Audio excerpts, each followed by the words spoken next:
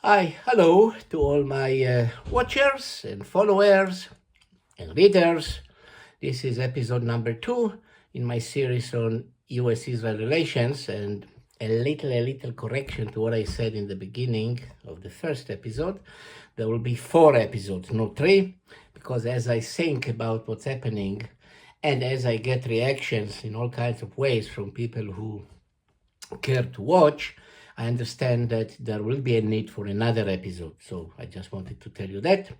And as you recall, we ended up the first episode with reference to a turning point, an historic turning point in the relations between the two countries and in the history of Israel altogether in the Middle East, which is the War of 1967, also known as the June War or the 6 Days War. We'll come to that momentarily, but allow me first to kind of repeat, for the sake of those who might have missed parts of the first episode, the main points we made in the first episode about the beginning of American-Israeli relations, and this related to what happened in the Second World War with President FDR, and then the momentous decisions taken by President Harry Truman of recognizing the State of Israel immediately upon its establishment, and beforehand the support for the UN resolution about the partition of Palestine, if you will, the first resolution about the two-state solution that was rejected, by the way, by the Arabs, and that's in reference to what people say today about two-state solution. And then, of course, we talked about the early years of the relationships with the bumps, ups and downs, and a very big down was the way Eisenhower treated Israel in 1956 in the Suez War. And the point that I may not have missed enough in this episode, and I'm doing it now, is that in the 1950s, the main supporter of Israel in terms of supplying arms and also diplomatic support was France, which is interesting, mostly when it was under the French Socialist Party at that time, as opposed to the French Socialists of today. The French Socialists of the 1950s, Guy Mollet, for example, and others, were very, very, very pro-Israel for all kinds of reasons, and also supplied Israel lavishly with arms. All this started to change with the rise of General de Gaulle to power in what is called the Fifth Republic as of May of 1958, and came to an abrupt end in the War of 67 that we shall refer to soon. But in the case of the US, the beginning of some military relations started with President JFK, who supplied Israel air defense systems, the Hawk missiles, with all kinds of strings attached, But still, it was not until 1967 that things changed in a very dramatic way between the two countries. Now, the War of 1967 is a huge topic that I'm not going to get into in this particular series, but I have to mention a few points about it which will give the background to what will happen later on between the US and Israel. This was a war that had to do with the Cold War. It had to do with the Cold War, which raged all over the world at that time. And in the early 1960s, the West won in some areas, the West lost in other areas, the Soviets won in some areas, if you will.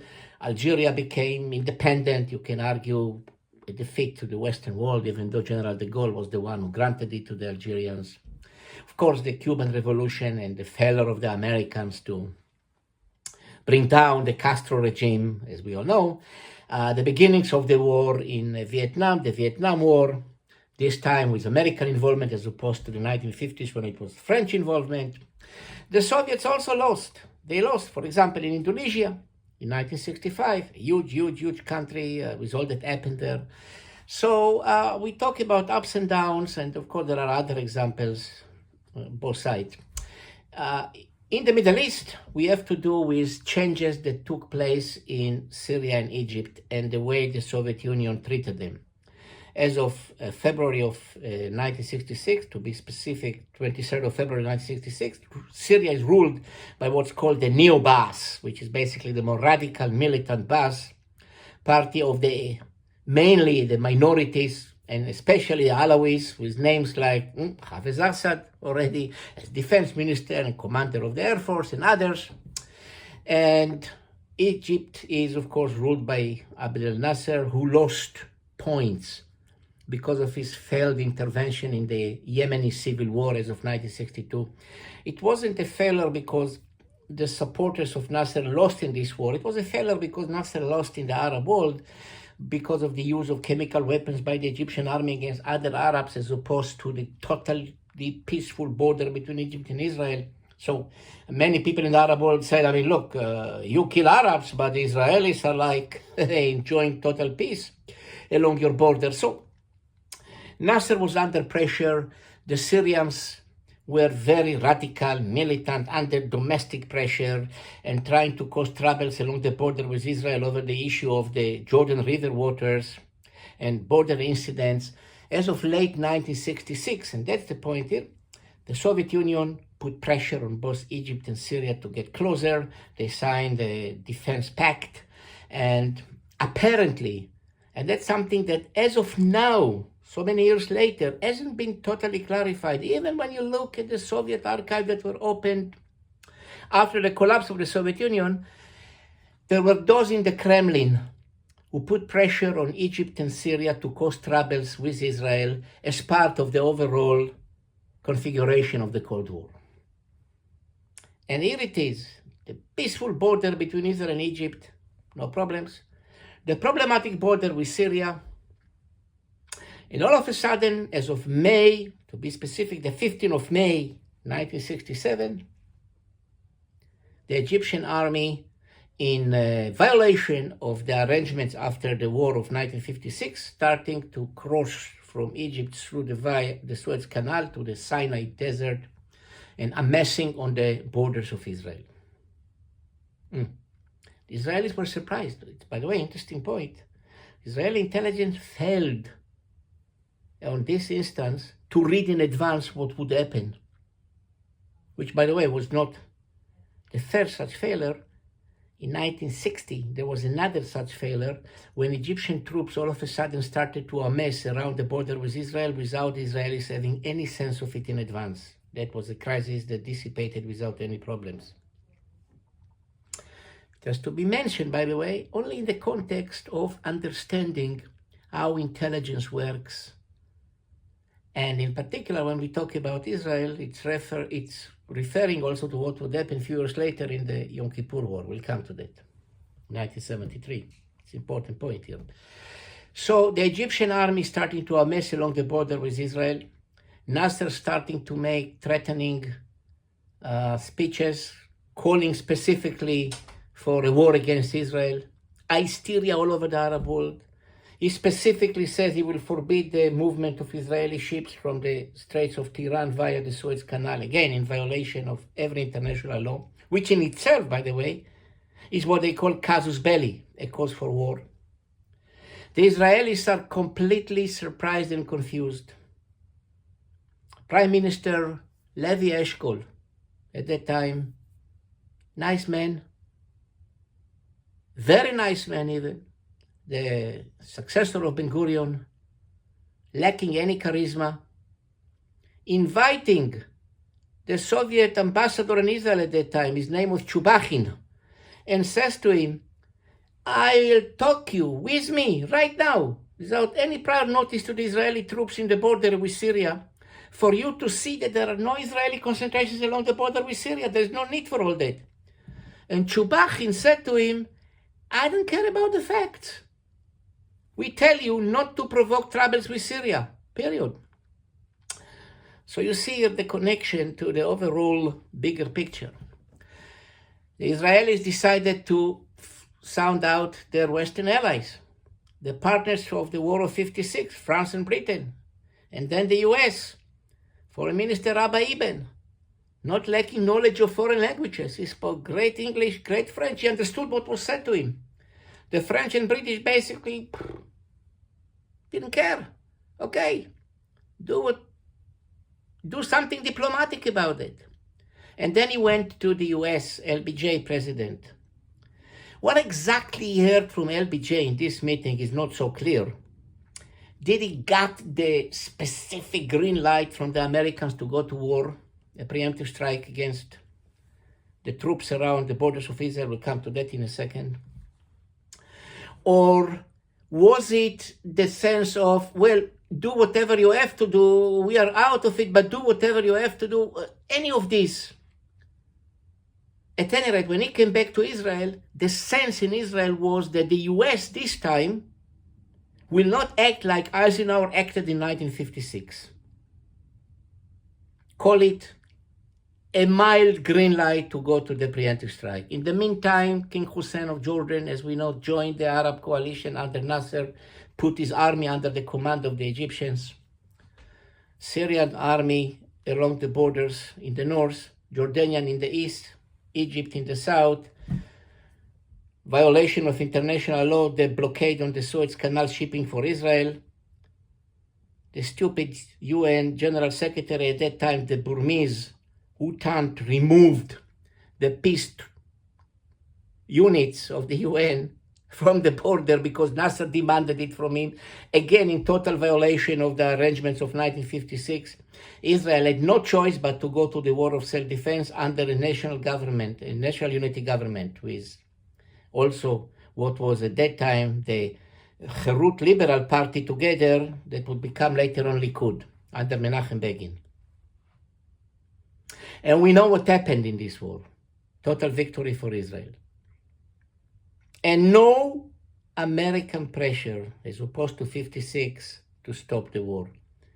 Israel was allowed at the time to finish the job completely. Israeli troops on the border, on the other side of the Suez Canal, overlooking the Egyptian army on the Egyptian side of the Suez Canal, taking over the West Bank in result of defending against Jordanian aggression, including the holy city of Jerusalem, liberating the holy city of Jerusalem for the Jewish people, and taking over the Golan Heights in the north from the Syrians. In the context of world politics, this was taken to be a victory for an American ally against the Soviets. And what it did also was, it was the first time, probably, that not just getting from Israel, if you are the US, some precious intelligence stuff, like, say, the Israeli intelligence is the one that told the Americans about the famous Khrushchev speech in the Communist Party conference in 1956 about Stalin, or other such changes. Israel proved itself to be a credible, potential, possible ally, being a strong military power. This is the beginning of the relationships with the US to become later on the special alliance between the two countries. At the time when France imposed embargo on Israel, the British washed their hands off. America became now the number one ally of Israel. And that's the historic turning point. Let me make a point to start with. This alliance was very, very helpful to Israel. We'll come to some examples. It was also very helpful to the US. I'll give also these examples. It was an alliance in many respects. It was clear who is the big brother, the US, who is the smaller brother, Israel. It was clear. However, what I want to emphasize here is another important point, because it will also have implications to what would happen much later on, all the way to the days that we are talking about now. Israel developed a dependence on the US, which was much more than just the money getting, which was important, the arms getting, which was important, extremely important, everything was. The UN diplomatic support, the diplomatic support in the UN, was very important, and other international organizations. The dependence became part of the collective DNA of policymakers in Israel about what Israel could or couldn't do, should or shouldn't do. It almost became like a psychological burden. And it became an impediment on many occasions to the Israeli freedom of action, on issues which were extremely important to Israel. Dependence on a superpower is a problem. It's a problem. And I know lots of people say that the Israeli lobby in the US, and we'll come to all that, so influential. America depended on Israel. America was really the one that listened to Israel. In reality, almost every time, not always, but almost on every time, after 67, when an Israeli government, whether it was still the Labor governments until 77 or Likud governments mostly after 77, when they had to make a big decision, they referred it first to the US. What do you think? I leave it as an open issue here. But I just mentioned it. Some will say it was a great idea. The great Ben Gurion went to the War of 56 only after he had this alliance with France and Britain. However, in 48, he established the state without consulting first with the US or getting their approval. In 1967, as I said before, you can argue whether Israel got the green light or not, but Israel went to war with its own independent sovereign decision. Here is an example what this psychological dependence created. Take the War of 73, the Yom Kippur War. Still an open issue. How could it happen that Israel was so surprised? You know, you already heard before an example of how Israel was surprised on other occasions. So let's leave this one aside. A lot of it had to do, and I have to say it, with the fact that also the US said to Israel, the Arab armies are a mess, but it's not going to be a war. And the Israeli decision that it's not going to be a war, even when in the last 24 hours ahead of the beginning of the war, it was already clear there's going to be a war, and the Israelis knew that, they still decided not to preempt because they wanted to make sure that there would be an American diplomatic support once the war starts. And that's a controversial decision, big decision, crucial historic decision. And that refers to what I said about the dependence on the US. Fact of the matter is, the US, under the policy mostly dictated at that time by Kissinger, we know was already happening domestically in the US, Watergate scandal and all that, which weakens President Nixon as a president, but Kissinger was the architect and the spokesperson and executor of American foreign policy. He was part of those who put pressure on Israel not to finalize the war by totally defeating the Egyptian army when the third Egyptian army was already besieged by the Israelis. Maybe a great positive decision because it could have helped later on President Sadat to come to the idea of making peace with Israel, because he could argue that the war of 73 was a partial or full victory for Egypt and not a total defeat, as it could have been if the Israelis were allowed to continue the siege over the third army of the Egyptian army, the third army as they called it, and totally destroy it, as was so easy for them to do at the time when the war was stopped. But there are other examples on either side of the spectrum here, how the Israelis made big decisions without consulting with the US, how they did it only because of consulting with the US, but altogether it became almost like a dictum in Israeli foreign policy and security policy. Can we or can we not do it because of what America will say or do? And that's how I leave it here. That's a factor. To say it was wrong or it was right is wrong because it depends on so many other examples. And it depends on the specific situation that we talk about. So this alliance as of 67 had so many components The financial support to Israel, fantastically significant, even though as of 2006, and many people don't know it, the civilian aid stopped. It's only military aid.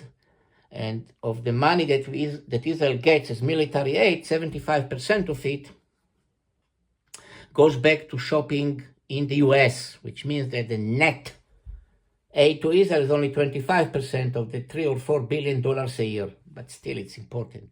And I'm not saying what I'm saying now in order to belittle it. I'm just to put it in context.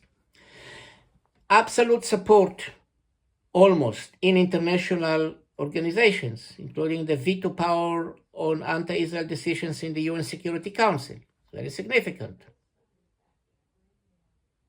Support to Israel in times of domestic issues in Israel, for example, the big financial economic crisis of the early 1980s, with the inflation, hyperinflation in Israel at that time, hyperinflation, I should say, in that time, as a result of the economic policies of the Begin government at that time on his late final minister, Yoram Aridor, the so-called dollarization plan and all that, a lot of American support. It was clear that America considered Israel to be a great ally, even though it still had Arab allies. Saudi Arabia continues to be. As of the Peace David Accords of 1979, Egypt is becoming part of the triangular of the main allies of the US in the Middle East, Egypt on one end, Saudi Arabia and Israel in the middle. A lot of support. And I can go on and on and on. And two elements which were very, very significant in this support were the bipartisan support, which most Israeli governments cared very carefully to maintain the support of both parties. Very significant. We'll see more of it in the next episode. And the rise of the American Jewish community as a major block of support to Israel, which was not as strong in the 1940s or even the 1950s, but became much stronger in the 1960s, late 1960s and early 1970s, with regard to the struggle for Soviet Jewry and supporting Congress and on the level of the different states in the US. Israel was helpful to the US on various occasions. Take, for example, the crisis in Jordan, 1970, Black September, when the Syrian army invaded Jordan and Israel forced them out. Something that was in Israeli interest, but significantly in American interest. Israel, in that case, was doing something that was in the service of the entire Western world. Not for nothing, Joe Biden, of all people, said on one occasion that Israel is like another aircraft carrier for the US. Interesting statement that he made before he was president. We have to remember that.